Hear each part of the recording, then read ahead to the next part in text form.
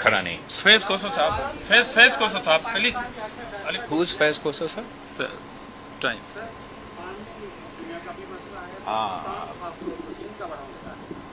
अगर भारत से तासमाज से उतर गया है, अगर वो पानी नहीं छोड़ता, पानी बंद करता है, तो फिर पाकिस्तान का एक तो आपने ये बहुत अहम सवाल आपने किया, इस पे मैं ज़रूर बात करना चाहूँगा.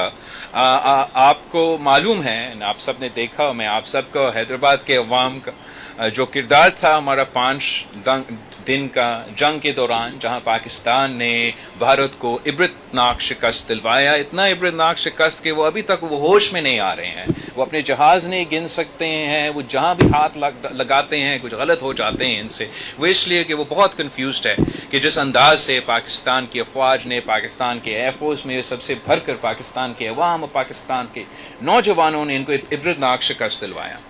शिकस्त तो आपने दिलवा दी जंग के मैदान में, तो भारत ने फिर एक बहुत ही बुज़दिलाना हरकत किया है, जहां वो ये धमकी दे रहे हैं कि पाकिस्तान के अवाम का, मासूम शहरियों का पानी रोकेंगे, वो सिंधु पे डैम्स बनाएंगे, कैनाल्स निकालेंगे और सिंध ताश मुआहिदा को गैर कानूनी तौर पे नहीं मानेंगे.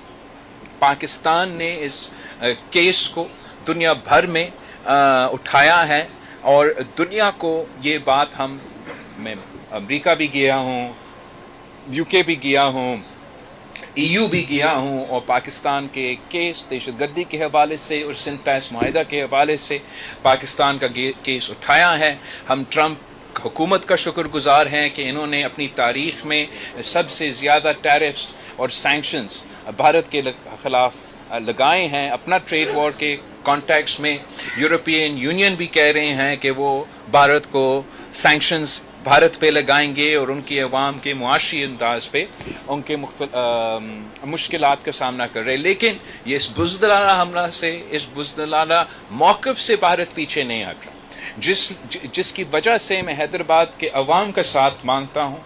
पूरा मुल्क को इस मौक़िफ़ पे एक होना चाहिए.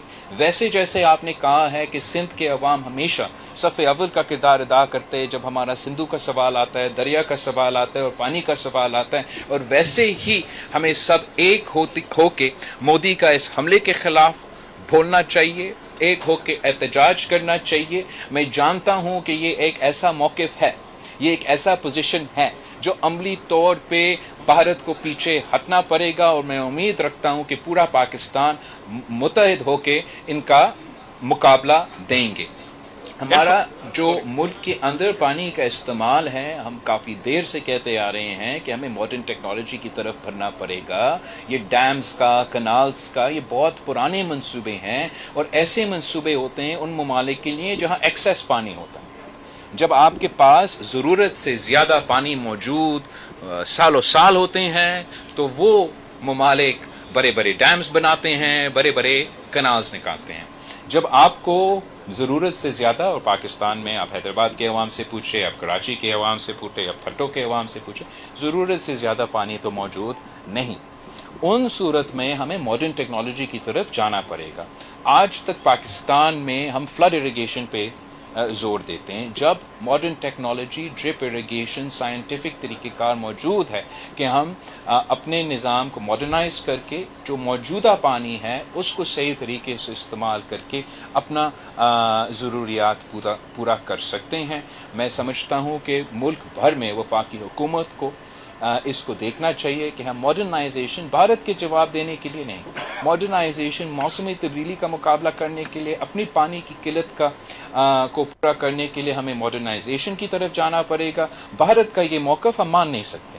तो मैं ये नहीं कहने के लिए तैयार हूँ कि भारत ने ये किया तो मैं अब कोई दूसरा पाकिस्तान में उस मद में कोई फ़ैसला लूँ. नहीं, हम भारत का फ़ैसले मानते नहीं हैं. हम कानूनी तौर पर पुरअमन तरीके से उनको मुकाबला करने के लिए तैयार हैं. हम समझते हैं कि आइन के मुताबिक और इस ट्रीटी के मुताबिक उन्होंने ये तीन जो दरिया है वो पानी हमें दिलवाना इस सिंध ताश मुआहिदा के ज़रिए देना पड़ेगा. अगर सिंध ताश मुआहिदा नहीं है तो उसका मतलब ये है कि पाकिस्तान को 6 दरिया के ऊपर आलमी कानून के मुताबिक लोअर रिपेरियन राइट्स मौजूद है, और फिर हम वो लोअर रिपेरियन राइट्स मांगेंगे. वो 6 दरिया के मुताबिक।